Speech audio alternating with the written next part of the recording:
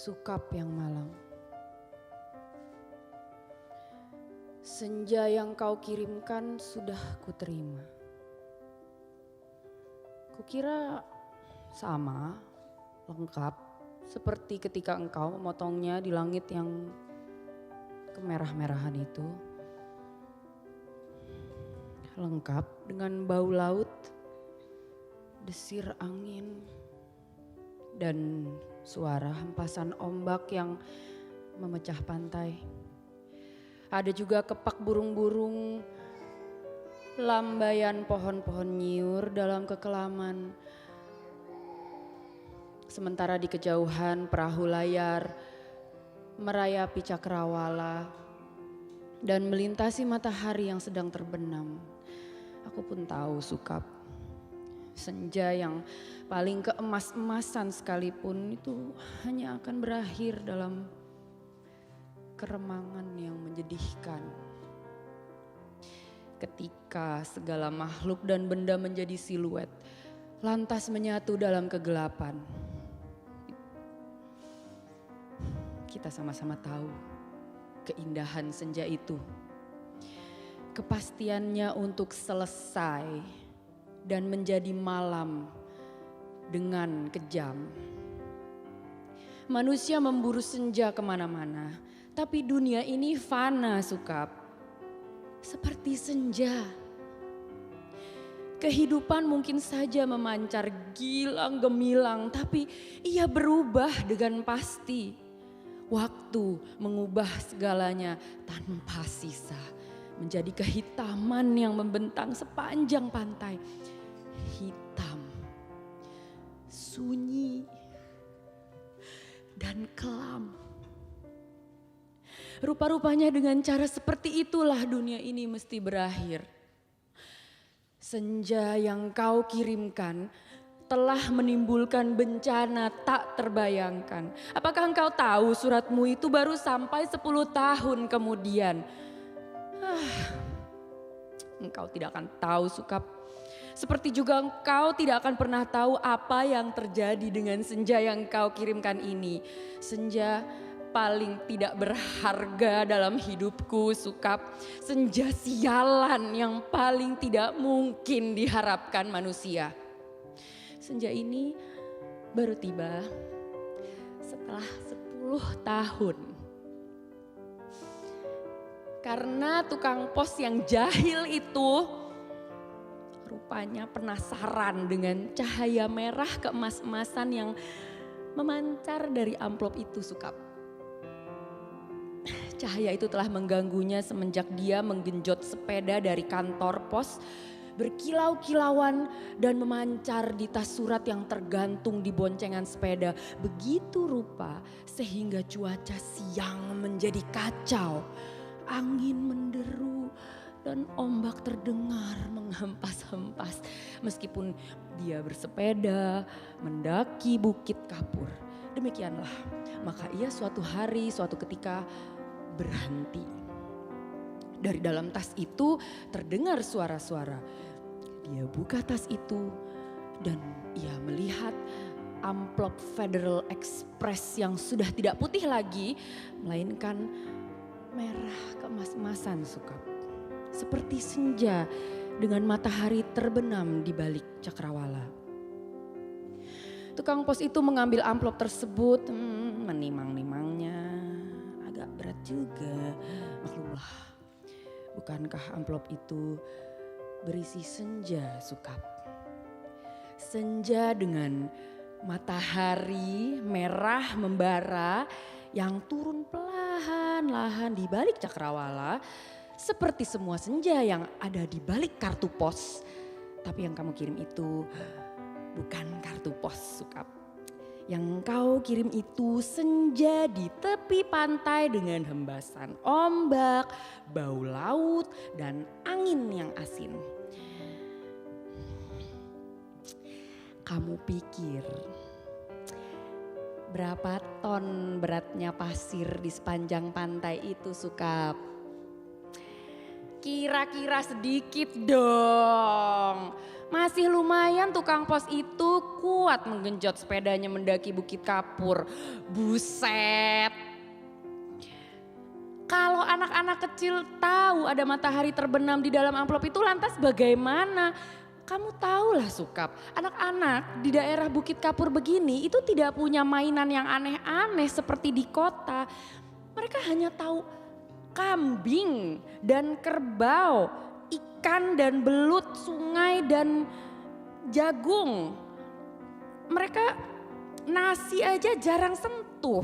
Anak-anak yang tidak pernah tahu mainan robot berjalan dengan cahaya di dadanya yang berkedip-kedip pasti akan penasaran sekali lah dengan cahaya senja yang memancar berkilauan merah dan keemas-emasan itu Sukap.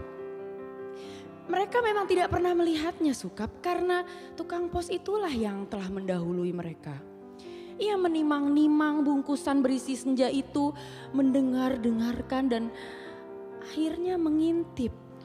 Tentu saja di dalam amplop itu dilihatnya senja Sukap.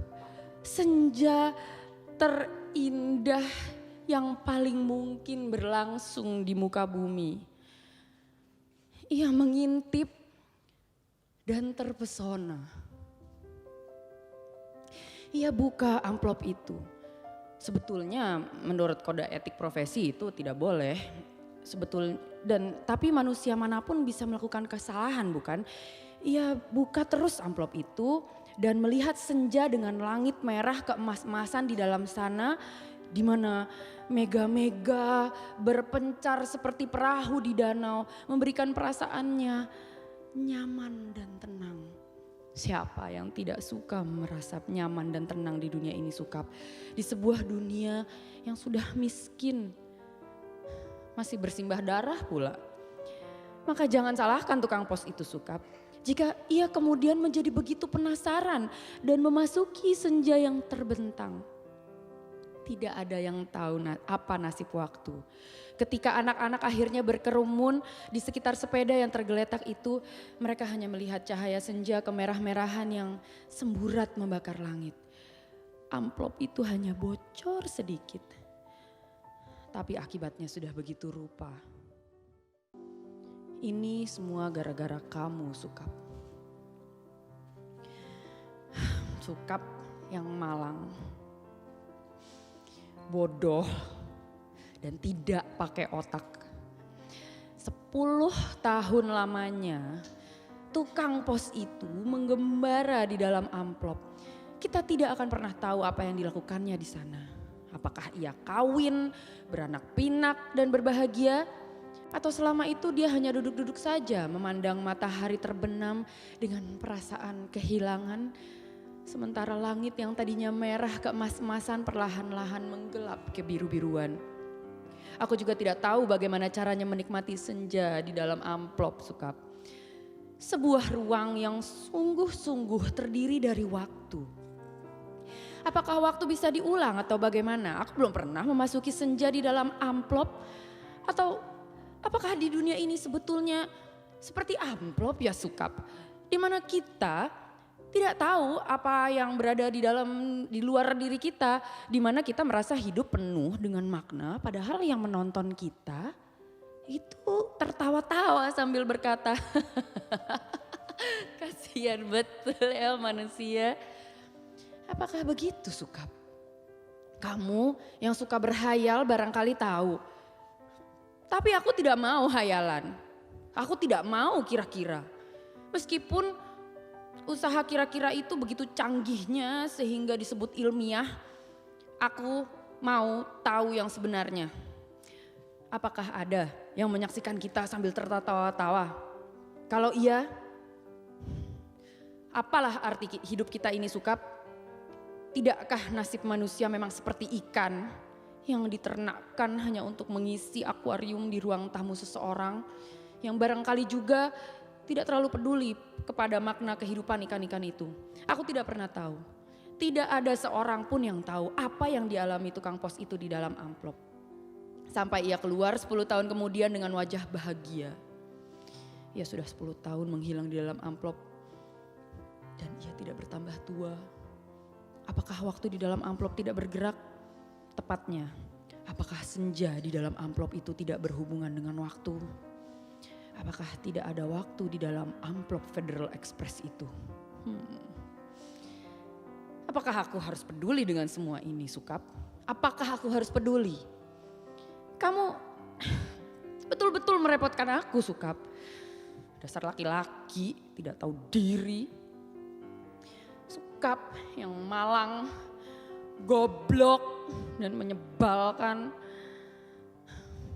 Kamu tahu apa yang terjadi 10 tahun kemudian?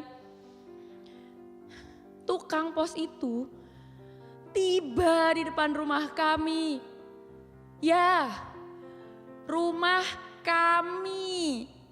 Setelah 10 tahun banyak yang terjadi dong, Sukap. Misalnya bahwa aku kemudian kawin, beranak pinak dan berbahagia. Jangan kaget. Dari dulu aku juga tidak mencintai kamu, Sukap. Dasar bego. Dikasih isyarat tidak mau mengerti. Sekali lagi, aku tidak mencintai kamu. Kalau aku toh kelihatan baik selama ini kepadamu, terus terang aku harus bilang sama kamu sekarang, sebetulnya aku cuma kasihan. Terus terang aku kasihan sama kamu, Sukap.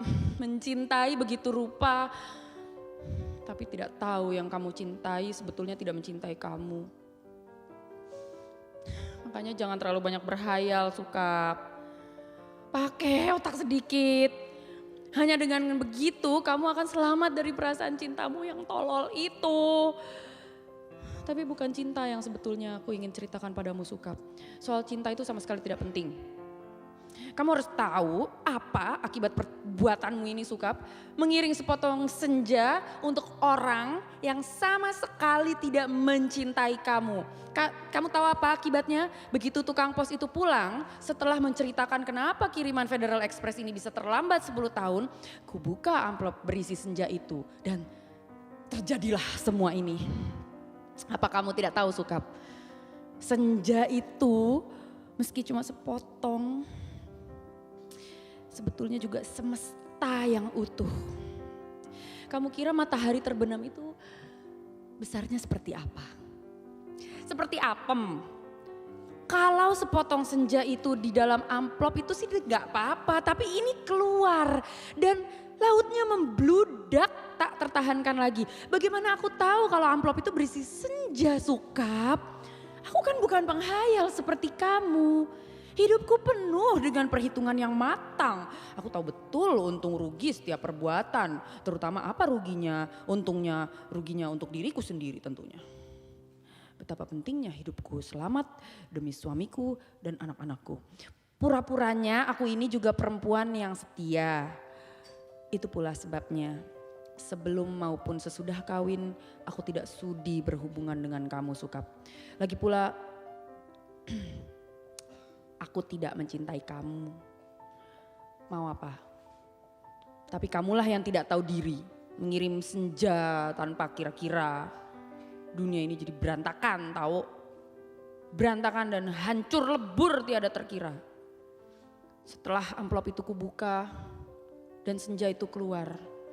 Matahari yang terbenam dari senja dalam amplop itu berbenturan dengan matahari yang sudah ada.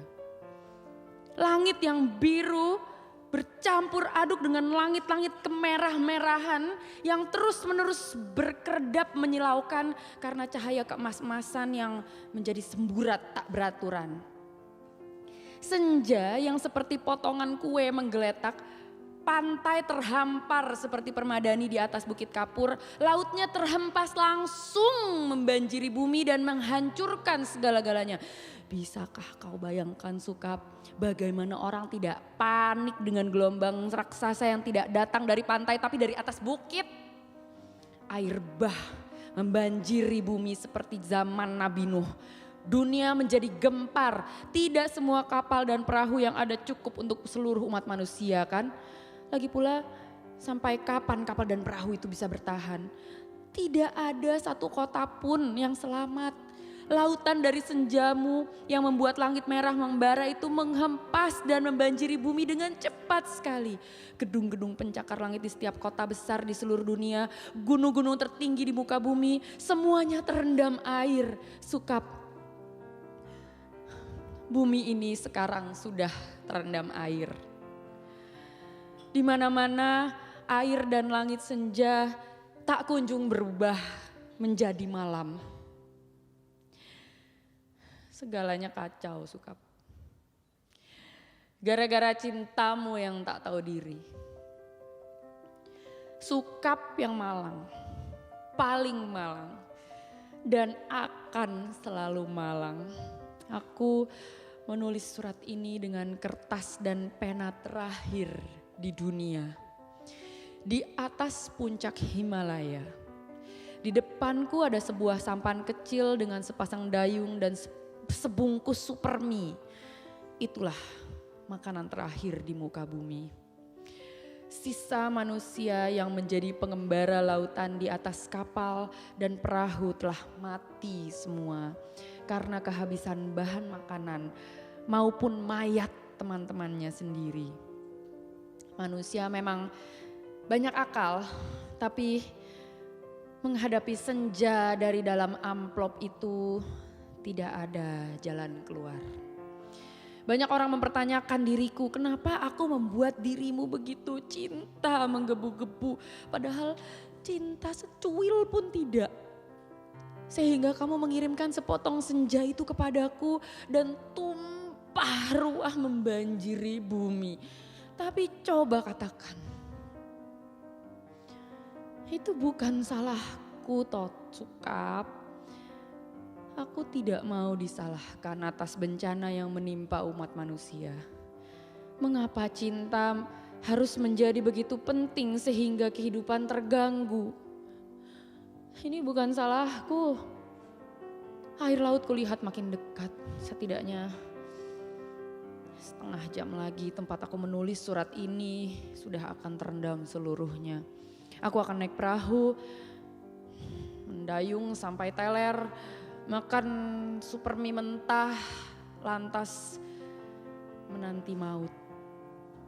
Akan kukirim kemana surat ini, barangkali kamu pun sudah mati, Sukap.